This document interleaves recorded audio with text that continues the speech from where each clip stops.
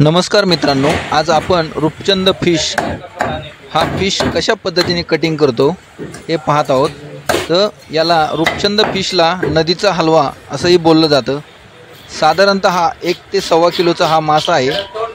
हा पाळीव मासा आहे। हा नदीमध्ये पण सापडतो। तर आपण पहिल्यांदा त्याचे पर कापून घेतलेले आहेत। त्याच्यानंतर लाकडी ब्रशच्या साहाय्याने आपण त्याच्यावरचे जे खवले असतात ते साफ करत आहोत।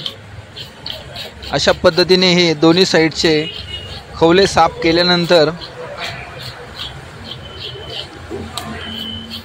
आपण त्याला स्लाइस कटिंग करणार आहोत। ब्लॉक कधीपासून काढतात बोललेच पण मारणार आता। तर हा नदीमध्ये सापडतो मासा, त्याचप्रमाणे हा मासा पाळीव मासा आहे। याला रूपचंद किंवा नदीचा हलवा असेही बोलले जाते। जास्त करून हा मासा मत्स्य शेती या क्षेत्रामध्ये शेतकरी जास्त उत्पादन करून आपला नफा कमवतात। तर आपण हा लाकडी कुंद्यावरती हा मासा आता कापणार आहोत। याचे खवले साफ करून झालेले आहेत।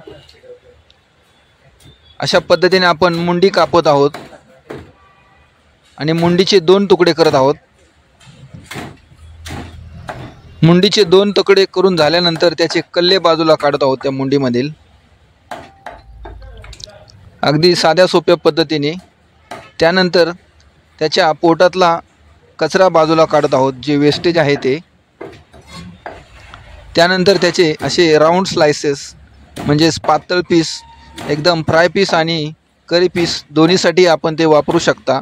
अशा पद्धतीने हा हलवा मासा आपण आज कटिंग केलेला आहे। तुम्हाला हा व्हिडिओ आवडल्यास लाईक, शेअर, कमेंट करा।